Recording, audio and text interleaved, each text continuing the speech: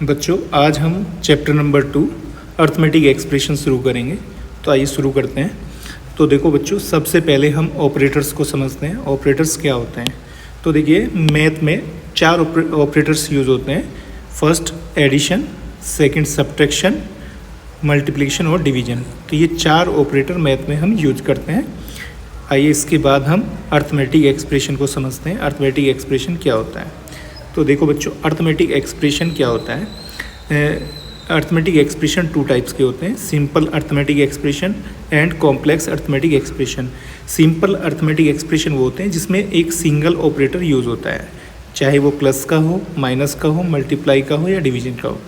तो अगर single operator use होता है तो वो क्या होता है? सिंगल ऑपरेटर यूज़ होता है तो उसे हम कहते हैं सिंपल अर्थमेटिक एक्सप्रेशन। तो यहाँ पर देखिए कुछ एग्जांपल्स हैं सिंपल अर्थमेटिक एक्सप्रेशन के।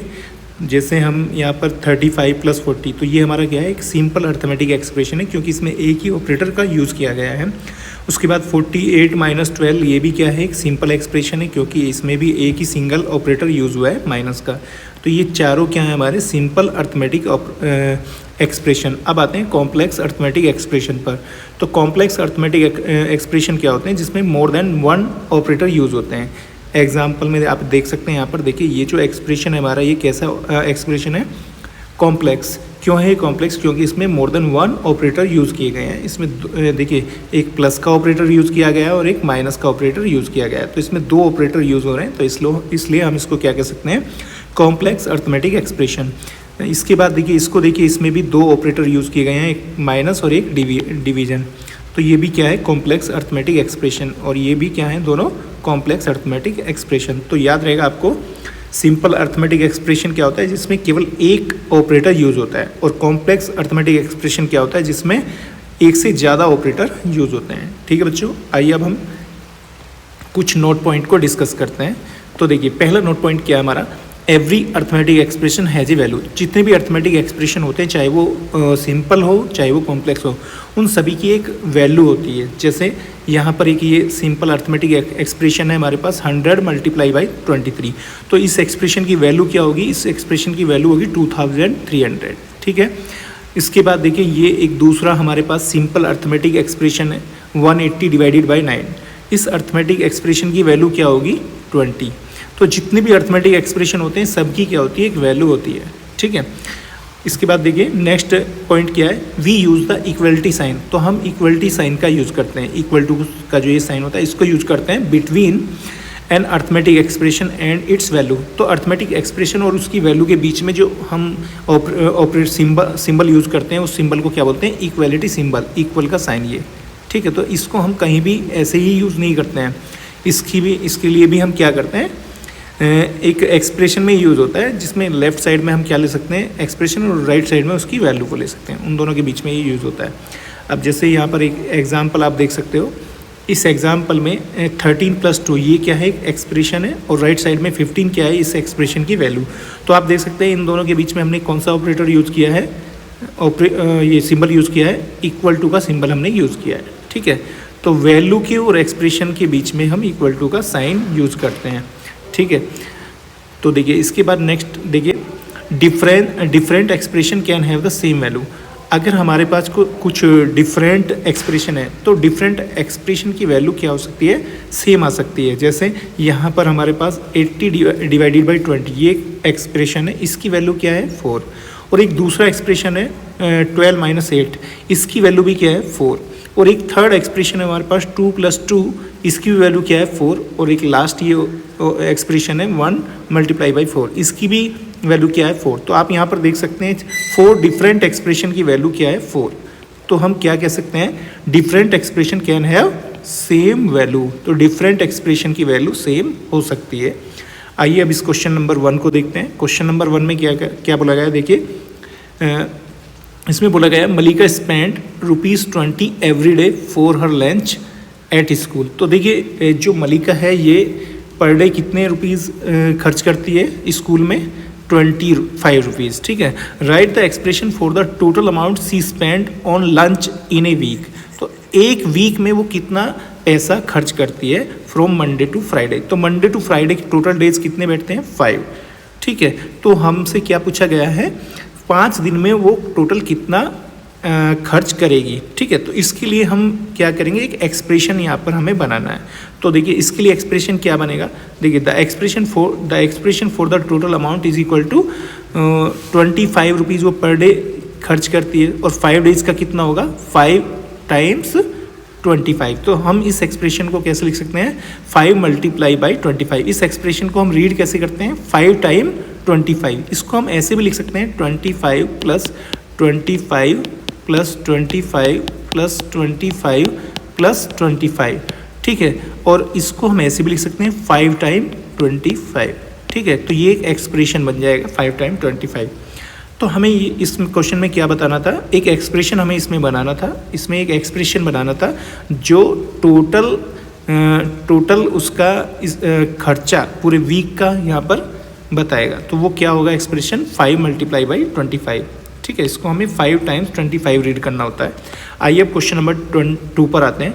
देखिए क्वेश्चन नंबर 2 में क्या बोला गया है, how to read 5 multiply by 25। इसको हम रीड कैसे करते हैं, इसको हम रीड कैसे करते हैं, 5 टाइम्स 25। इसको हम ऐसे रीड करते हैं 5 टाइम्स 25।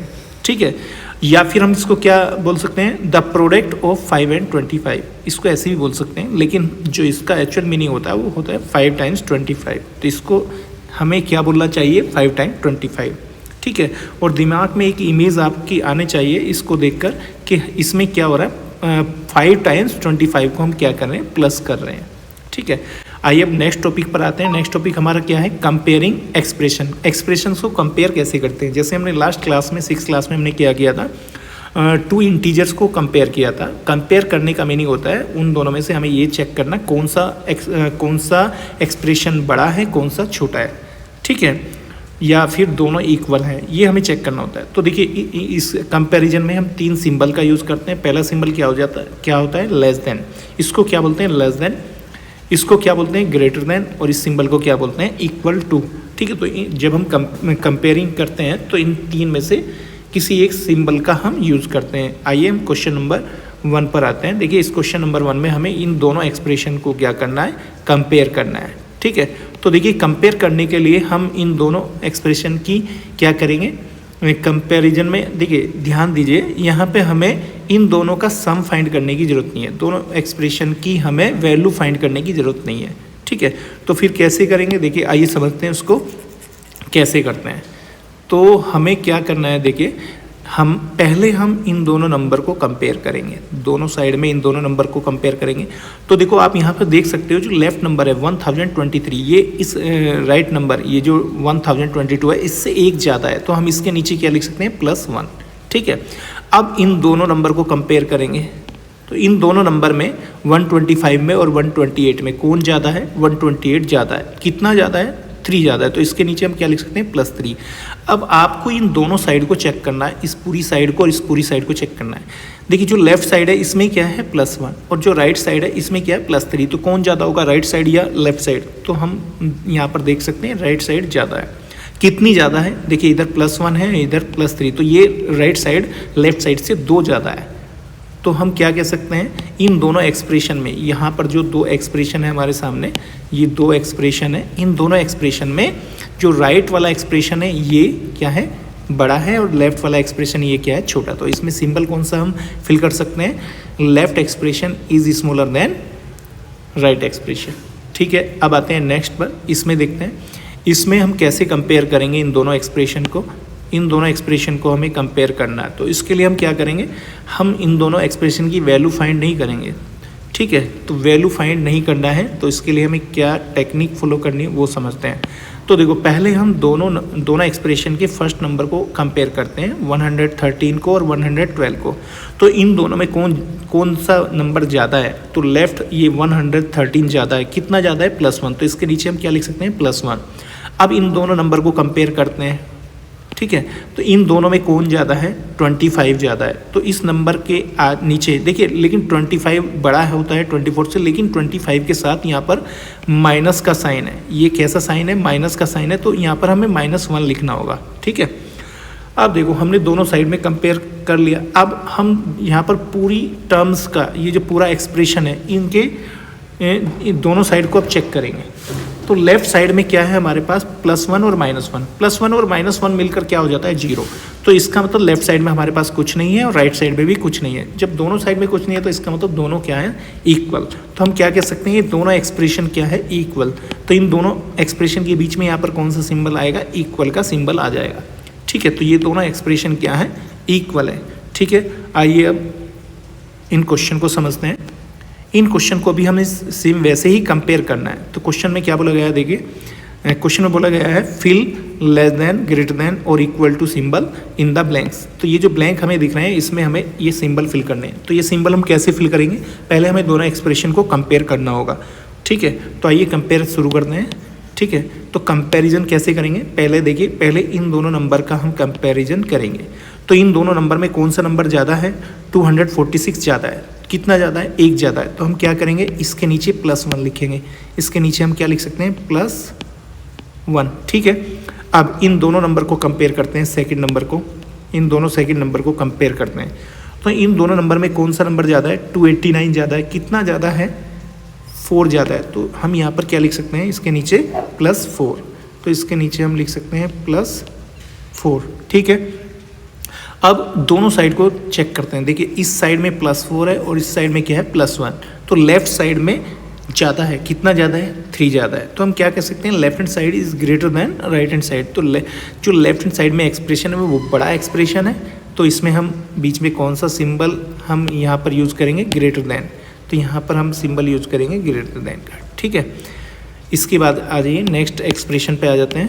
नेक्स्ट एक्सप्रेशन क्या है हमारा, देखिए नेक्स्ट एक्सप्रेशन है हमारा 273 - 145 और राइट साइड में क्या है 272 - 144। इन दोनों एक्सप्रेशन में कौन सा एक्सप्रेशन बड़ा है। ठीक है, तो वही मेथड यूज करेंगे। तो पहले हम 273 को और 272 को कंपेयर करेंगे। तो कौन सा नंबर बड़ा है, ये 273 बड़ा है। कितना बड़ा है, +1। तो इसके नीचे हम क्या लिख सकते हैं +1। तो इसके नीचे हम लिख सकते हैं +1।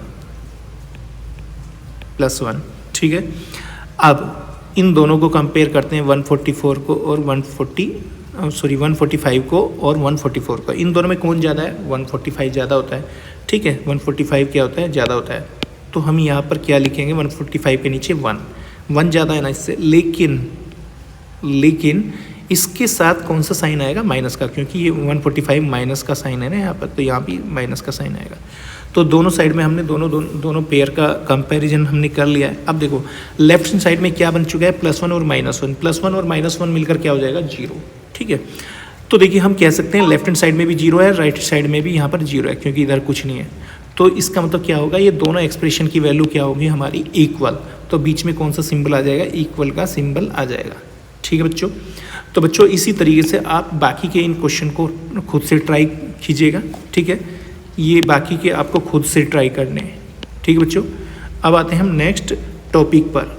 नेक्स्ट टॉपिक हमारा क्या है, देखिए नेक्स्ट टॉपिक है हमारा reading and evaluating complex expression. Complex expression को हम कैसे रीड करते हैं और उसकी वैल्यू को कैसे हम फाइंड करते हैं। ठीक है, तो पहले हम क्या करेंगे, 2 केस यहाँ पर डिस्कस करेंगे। तो पहला केस क्या है हमारा, केस 1। तो केस 1 में आप देख सकते हैं, इसमें एक पिक्चर आपको दिखाई दे रही होगी। इसमें 2 गर्ल्स हैं, 2 गर्ल्स हैं। अब हमें क्या करना है, यहाँ पर इन दोनों गर्ल्स के नाम को जानना है, कौन सी गर्ल्स का क्या नाम है। तो देखो सेंटेंस 1 यहाँ पे लिखा हुआ है। सेंटेंस में क्या बोला गया, Shalini sat next to a friend with toy. Shalini sat next to a friend with toy. तो इस सेंटेंस को आप देखिए ध्यान से। ठीक है, आप ये बताइए शालिनी जो है वो बैठी हुई है, कहाँ पर बैठी हुई है, अपने फ्रेंड के सामने बैठी हुई है विद टॉय। अब ये टॉय का लिंक फ्रेंड से है या टॉय का लिंक शालिनी से है। ये टॉय किसके हाथ में है, बताइए, ये टॉय किसके हाथ में है, टॉय ये फ्रेंड के हाथ में है। टॉय किसके हाथ में, आपने ग्रामर पढ़ी होगी इंग्लिश में। तो देखिए क्या लिखा गया है, Shalini sat next to a friend. Shalini एक फ्रेंड के सामने बैठी हुई है विद टॉय। ये इन टॉय का लिंक किससे होगा, फ्रेंड से। इसका मतलब शालिनी की जो फ्रेंड है उसके हाथ में टॉय है, तो इसके हाथ में टॉय है। तो ये क्या होगी, शालिनी की फ्रेंड। और ये कौन होगी, शालिनी। ये कौन होगी, शालिनी। ठीक है, तो ये शालिनी है। अब देखिए इसी सेंटेंस में अगर हम थोड़ा सा चेंज कर देते हैं, क्या चेंज कर देते हैं, Shalini set next to a friend, ठीक है, और यहाँ पर फ्रेंड के बाद छोटा सा कोमा लगा देते हैं, ये हमने कोमा लगा दिया, ठीक है। अब क्या बता सकते हैं ये टॉय किसके हाथ में है, शालिनी कौन है, अब शालिनी कौन बन जाएगी। तो देखो यहाँ पे लिखा गया है Shalini set next to a friend, Shalini अपने एक फ्रेंड के सामने बैठी हुई है विद टॉय। अब ये जो विद टॉय है, ये विद टॉय किसके साथ चला जाएगा, शालिनी के साथ चला जाएगा। इस कोमे का मीनिंग है यहाँ पर ये सेंटेंस स्टॉप हो चुका है और ये जो आगे का पार्ट है, कोमे के बाद का पार्ट पीछे वाले सब्जेक्ट से लिंक हो जाता है ना। तो Shalini set next to a friend, Shalini एक फ्रेंड के सामने बैठी हुई है विद टॉय, तो टॉय अब शालिनी के हाथ में आ जाएंगे, ठीक है। अब इस पिक्चर में शालिनी कौन होगी, तो शालिनी वो होगी जिसके हाथ में क्या होंगे, टॉय होंगे। तो यहाँ पर हम कह सकते हैं ये वाली लड़की क्या है, शालिनी है। तो जिस तरह से इस छोटे से कोमा से पूरे सेंटेंस का मीनिंग चेंज हो जाता है, इसी तरीके से मैथ में क्या होता है, जो एक्सप्रेशन होते हैं उसमें एक छोटे से ऑपरेटर के साइन के चेंज हो जाने से पूरे एक्सप्रेशन की वैल्यू चेंज हो जाती है, ठीक है बच्चों। तो अब हमें यहाँ पे वही सीखना है, ये ऑपरेटर को कैसे लगाना है, कैसे हटाना है, कैसे एक छोटे से ब्रैकेट का मीनिंग क्या होगा, ब्रैकेट के लगाने से क्या होता है, हटाने से क्या होता है, ठीक है। तो आइए अब हम यहाँ पर एक क्वेश्चन को देखते हैं, क्वेश्चन नंबर ये 6 है। तो देखिए क्वेश्चन में क्या बोला गया है, क्वेश्चन में बोला गया है मलेश बोट 30 मार्बल्स। तो मलेश ने कितने मार्बल परचेज किए हैं, 30 मार्बल्स परचेज किए हैं टू द प्लेग्राउंड में खेलने के लिए। Arun boat 5 bag of marbles with 4 marbles in each bag. तो देखो मलेश ने तो 30 मार्बल परचेज किए हैं, ठीक है, और ये 30 मार्बल एक ही पैकेट में होंगे, ठीक है। लेकिन अरुण ने क्या किया, 5 बैग खरीदे हैं, 5 बैग किसके, मार्बल्स के, और हर एक बैग में कितने मार्बल हैं, 4-4 मार्बल, 4-4 मार्बल के 5 बैग उसने परचेज किए हैं, ठीक है। How many marbles did Malesh and Arun bring to the playground. अब देखो आपको बताना है मलेश और अरुण के पास, दोनों के पास टोटल कितने मार्बल हैं। राइट मैथमेटिकल एक्सप्रेशन, इसके लिए हमें एक एक्सप्रेशन लिखना जो ये शो करेगा कि दोनों के पास टोटल कितने मार्बल्स हैं, ठीक है। तो आइए इसका आंसर समझते हैं। तो देखिए इसका आंसर क्या होगा, total number of marbles is equal to, देखो पहले हम चेक करते हैं ये मलेश के पास कितने मार्बल्स हैं। मलेश के पास तो 30 मार्बल्स हैं, ठीक है। अब हम चेक करते हैं ये अरुण के पास कितने मार्बल हैं। देखिए अरुण के पास तो 5 बैग हैं, कितने बैग हैं, 5 बैग, एक बैग ये हो गया, एक ये हो गया, एक ये हो गया, एक ये हो गया और एक ये हो गया, और उनके पास तो 5 बैग हैं। इन पांचों बैग में 4-4 मार्बल्स हैं, तो 4 मार्बल्स हम इसमें रख सकते हैं, 4 मार्बल्स हम इसमें रख सकते हैं, 4 मार्बल्स इसमें, 4 मार्बल्स इसमें और 4 मार्बल्स हम इसमें रख सकते हैं। तो टोटल मार्बल्स कितने हो गए, हम देखिए इसको हम लिख सकते हैं, देखिए 4-4 मार्बल्स के क्या है पैकेट, ठीक है। 4-4 मार्बल्स कितनी बार लिखे हुए हैं, 4-4 मार्बल लिखे हुए हैं 5 टाइम्स, ठीक है। तो हम इसको बोल सकते हैं 4 टाइम्स 5,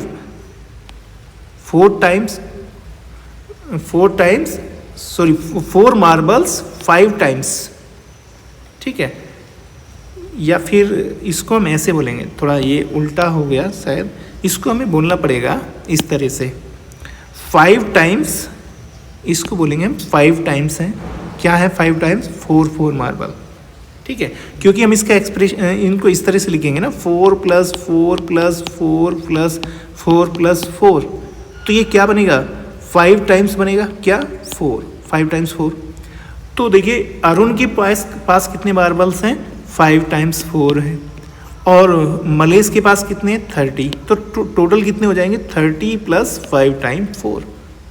तो एक्सप्रेशन हमारा क्या आ जाएगा, एक्सप्रेशन जो हमारा आएगा वो क्या होगा, 30 मार्बल ये किसके हैं, मलेश के, और 5 टाइम्स 4 ये किसके मार्बल हैं, ये हैं अरुण के। तो ये हमारा एक्सप्रेशन बन जाएगा, ठीक है। क्वेश्चन में केवल एक्सप्रेशन बनाने के लिए बोला है, लेकिन हम क्या करेंगे, इस एक्सप्रेशन की वैल्यू भी फाइंड करेंगे। तो देखो इसकी वैल्यू कैसे फाइंड करेंगे, तो कुछ स्टूडेंट क्या करेंगे, 30 और 5 को प्लस करेंगे, ऐसा नहीं करना है, ठीक है, ऐसे नहीं करना है। ये 5 टाइम्स 4 अलग है बिल्कुल और ये 30 अलग है। ठीक है, तो हम क्या करेंगे इसमें, हम इसमें क्या करेंगे ध्यान से देखिए, हम 30 को एज इट इज़ लिखेंगे। पहले हम 5 टाइम्स 4 की वैल्यू चेक करेंगे क्या होगी। 5 टाइम्स 4 की वैल्यू क्या होती है 20। अब 30 और 20 को प्लस करेंगे तो हमारे ये कितना आ जाएगा 50। इट मीन्स टोटल मार्बल्स कितने हैं 50। ठीक है, बात समझ में आ गई। आइए अब क्वेश्चन नंबर 7 पे आते हैं। क्वेश्चन नंबर 7 में क्या बोला गया है, क्वेश्चन नंबर 7 में बोला गया है Irfan boat A pack of biscuit for ₹15। ठीक है, इरफान ने एक बिस्किट का पैकेट परचेज किया है, उसका कॉस्ट कितना है 15 rupees. And a packet of toor dal, जिसे मूंग की दाल का पैकेट होता है ना, वैसे ही तूर दाल होती है, शायद इसी को बोलते हैं मूंग की दाल। तो उसने क्या किया है, एक पैकेट तूर दाल का परचेज किया है जिसकी कॉस्ट कितनी है 56 रुपीज़, और एक उसने बिस्किट का पैकेट परचेज किया है जिसकी कॉस्ट कितनी है 15 rupees. He gave the shopkeeper 100 rupees. उसने शॉपकीपर को कितने रुपीज़ दिए, 100 रुपीज़ दिए। Write an expression that can help to calculate the change Irfan will get back from the shopkeeper.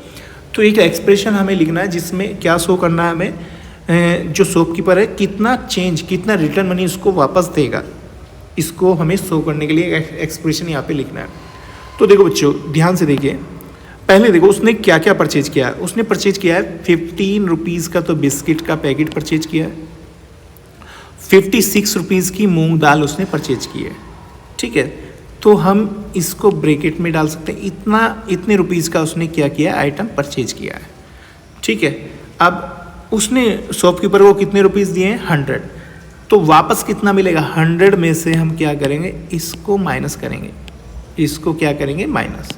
तो एक्सप्रेशन क्या बनेगा, देखिए एक्सप्रेशन बन जाएगा 100 में से हम क्या माइनस करेंगे, जो उसने खरीदा उसका टोटल कॉस्ट 15 प्लस 56, इसको माइनस करेंगे। एक बात आपको यहाँ पे ध्यान देना है, यहाँ पर ब्रैकेट लगाना उतना ही ज़रूरी है जितना वहाँ पर हमने पीछे सेंटेंस में देखा था कोमा लगाना। अगर हम यहाँ पर ब्रैकेट नहीं लगाते हैं और डायरेक्ट इसको लिख सकते हैं, इस तरह से लिख देते हैं 100 में से माइनस कर दिया हमने 15 प्लस 56, तो ये हमारा गलत हो जाएगा। इसका मीनिंग जानते हैं क्या होगा, इसका मीनिंग होता है आपने 100 में से 15 को तो माइनस कर दिया, पहले 100 में से 15 माइनस कर दिया, उसके बाद फिर 56 में प्लस कर दिया, तो ये गलत हो जाएगा। ठीक है, दोनों को माइनस करना है, 15 को भी और 56 को भी। अगर आप इसको विदाउट ब्रैकेट लिखना चाहते हैं तो आप इसको इस तरह से लिख सकते हैं, आप इसको इस तरह से लिख सकते हैं, कैसे 100 में से पहले हमने माइनस कर दिया 15 का मतलब बिस्किट का प्राइस, और उसके बाद माइनस कर दिया हमने 56 तूर दाल का प्राइस। या तो हम इसको ऐसे लिखेंगे या फिर ब्रैकेट लगा के ऐसे लिखेंगे। ठीक है, तो ये एक्सप्रेशन इस तरह से लिखा जाएगा। अब इस एक्सप्रेशन की वैल्यू को सोल्व कर लीजिए, वैल्यू को सोल्व कर लेते हैं। तो वैल्यू कैसे सोल्व करेंगे 100, तो एक रूल होता है, सबसे पहले ब्रैकेट को हम सोल्व करते हैं, जो ब्रैकेट के अंदर एक्सप्रेशन होता है पहले उसको सोल्व किया जाता है। तो ब्रैकेट के अंदर सोल्व करेंगे तो ये फिर 71 बन जाएगा, और जब ब्रैकेट के अंदर एक सिंगल नंबर आ जाता है तो उसमें ब्रैकेट लगाने की जरूरत नहीं होती है, तो क्या आ जाएगा ये 71। अब 100 में से 71 को माइनस करेंगे तो ये आ जाएगा हमारा 29। इट मीन्स जो उसे चेंज वापस मिलेगा, the change Irfan will get back, वो कितना होगा 29 रुपीज़। ठीक है, तो बच्चों हमने अभी तक क्या समझा है, हमने अभी तक जो समझा है ये समझा है एक्सप्रेशन क्या होता है, एक्सप्रेशन कितने टाइप के होते हैं, एक्सप्रेशन को कैसे रीड करते हैं। ठीक है, और एक्सप्रेशन की वैल्यू, एक्सप्रेशन को कंपेयर कैसे करते हैं। उसके बाद हमने कुछ क्वेश्चन सोल्व किए हैं जिनमें हमने एक्सप्रेशन को बनाया था। ठीक है, अब नेक्स्ट टॉपिक हमारा क्या है, terms in the expression, how to count terms को कैसे काउंट करते हैं, किसी एक्सप्रेशन में कितनी टर्म्स हैं, इसे काउंट कैसे किया जाता है। इसके लिए हमें ये 2 रूल याद करने हैं। ठीक है, पहला रूल क्या है, expression split at plus and minus operator and make terms. तो जो एक्सप्रेशन होता है वो एक्सप्रेशन टूट जाता है, कहाँ से टूटता है, जहाँ पर प्लस ऑपरेटर आ जाता है, जहाँ पर माइनस ऑपरेटर आता है वहाँ से एक्सप्रेशन जो होता है वो टूट जाता है, उसके टुकड़े हो जाते हैं। जैसे हमारे पास एक रस्सी है, एक ये रस्सी है, मैं कहता हूँ अगर रस्सी में जहाँ पर गांठ है, जहाँ पे गांठ दिखाई देगी तो रस्सी वहाँ से टूट जाती है। तो हम इस अगर रस्सी को तोड़ेंगे तो ये कहाँ कहाँ से टूटेगी, यहाँ से टूटेगी और यहाँ से टूटेगी, और इस रस्सी के कितने पार्ट हो जाएंगे, 3 पार्ट्स हो जाएंगे। सेम ऐसा ही एक्सप्रेशन में होता है, जहाँ पर प्लस का और माइनस का साइन होता है वहाँ से वो एक्सप्रेशन टूट जाता है और उस टूटने के बाद उसकी क्या बन जाती हैं, टर्म्स बन जाती हैं। ठीक है, तो कैसे बनती हैं वो समझते हैं। एक दूसरा इसमें पॉइंट आपको समझना है, terms are separated by plus. जब टर्म्स बनती हैं तो टर्म्स के बीच में हमेशा प्लस का ही साइन आता है, माइनस का नहीं आएगा, चाहे वो प्लस से टूटो या माइनस से टूटो, लेकिन साइन उनके बीच में प्लस का ही आता है, ये बात आपको याद रखनी है। ठीक है, तो देखो यहाँ पर हम कुछ एग्जाम्पल देखते हैं। Here are some example of expression and their terms. अब देखिए मेरे पास एक एक्सप्रेशन है, ये सिंपल एक्सप्रेशन है, क्यों, ये देखिए माइनस का 18 और माइनस का 3। अब इसमें कितनी टर्म्स हैं ये हमें चेक करना है। तो ये एक्सप्रेशन कहाँ कहाँ से टूटेगा, तो ये टूटता है प्लस और माइनस से। देखिए यहाँ पर ये माइनस का साइन है, यहाँ से तो नहीं टूटेगा क्योंकि लेफ्ट में कुछ नहीं है, तो यहाँ पर ये माइनस का साइन हमें दिख रहा है ना, तो यहाँ से ये एक्सप्रेशन टूट जाएगा और ये 2 टर्म्स बन जाएंगी, एक इधर एक इधर। ठीक है, अब इसको तोड़कर कैसे लिखते हैं, मैंने बताया था टर्म्स के बीच में प्लस का ऑपरेटर यूज़ करते हैं, तो हम इसको कैसे लिखेंगे, इसको हम इस तरह से लिख सकते हैं, माइनस का 18 अलग और बीच में प्लस का ही साइन आता है, और ये जो माइनस का साइन है बीच में वो इधर चला जाएगा इस टर्म के साथ। तो ये 2 टर्म्स हमारी बन जाएंगी, एक -18 और एक -3। ठीक है, अब आइए देखिए दूसरे एक्सप्रेशन को देखते हैं। इस एक्सप्रेशन में कितनी टर्म्स है वो हमें चेक करना है। तो हमें देखना है यहाँ पर इसमें प्लस और माइनस के ऑपरेटर कहाँ पर है। तो देखो इसमें प्लस का ऑपरेटर यहाँ पर है, तो ये यहाँ से टूट जाएगा, और तो प्लस और माइनस कहीं नहीं है, तो इसमें 2 टर्म्स बन जाएंगी, एक तो ये वाली टर्म बन जाएगी और एक ये वाली टर्म बन जाएगी। ठीक है, तो टर्म्स के बीच में प्लस का ही ऑपरेटर आता है, तो हम इसको क्या लिख सकते हैं, 6 + 5, एक तो टर्म ये बन गई और एक प्लस का 3 ये अलग बन गया, तो बीच में प्लस का साइन आ गया, तो ये 2 टर्म इसमें बन जाएंगी। इस एक्सप्रेशन में कितनी टर्म्स बनेगी, तो देखो इस टर्म्स में प्लस और माइनस के ऑपरेटर देखो कहाँ पर है, तो यहाँ पर माइनस का साइन है, यहाँ से ये टूटेगा, यहाँ पर प्लस का साइन है, यहाँ से टूटेगा और कहीं नहीं टूटेगा, तो ये 3 टर्म्स इसमें बन जाएंगी। ठीक है, पहली टर्म क्या होगी, प्लस का 2, पहली टर्म्स क्या होगी, प्लस का 2। ठीक है, और सेकंड टर्म क्या होगी, सेकंड टर्म होगी माइनस का 10। देखो मैंने बताया था जब टर्म्स टूटती हैं तो बीच में प्लस का साइन आता है, तो बीच में प्लस का साइन आएगा, ये वाला माइनस का साइन 10 के साथ चला जाएगा। ठीक है, और ये थर्ड टर्म क्या बन जाएगी हमारी, प्लस का 4 × 6, या इसको बोलते हैं 4 × 6। ठीक है, तो इस तरीके से हम किसी एक्सप्रेशन की टर्म्स को चेक कर सकते हैं किसमें कितनी टर्म्स है। तो ये 2 रूल आपको याद रखने हैं। कौन सा रूल, जो एक्सप्रेशन होता है प्लस ऑपरेटर और माइनस ऑपरेटर पर टूट जाता है, और जब टूटता है तो टर्म्स के बीच में केवल प्लस का ही ऑपरेटर यूज़ होता है। ठीक है बच्चों, तो ये कुछ एग्जाम्पल्स हैं, इस टेबल को आपको फिल करना है। यहाँ पर ये कुछ एक्सप्रेशन लिखे हुए हैं, इधर ये टर्म्स आपको लिखनी है इसकी। जैसे इसमें आपको पहली टर्म क्या, ये एक्सप्रेशन 2 जगह से टूटेगा, यहाँ से प्लस और माइनस से, तो पहली टर्म हमारी ये प्लस की 4 आ जाएगी, दूसरी टर्म 15 आ जाएगी और थर्ड टर्म क्या आ जाएगी, माइनस का 9। ठीक है, आप देख सकते हैं टर्म्स के बीच में हमने प्लस का ऑपरेटर ही यूज़ किया है, तो टर्म्स के बीच में केवल प्लस का ही ऑपरेटर आपको यूज़ करना है। ठीक है, उसके बाद आप इसमें देख सकते हैं इसमें कितनी टर्म्स हैं, यहाँ से एक्सप्रेशन टूटेगा, यहाँ से टूटेगा, इसमें भी 3 टर्म्स बन जाएंगी। ठीक है, तो ये टर्म्स इन बॉक्स में लिखनी है आपको, इसके बाद इधर भी टर्म्स लिखनी है। ठीक है, तो ये आपका होमवर्क है, इसको आप कंप्लीट कर लेना।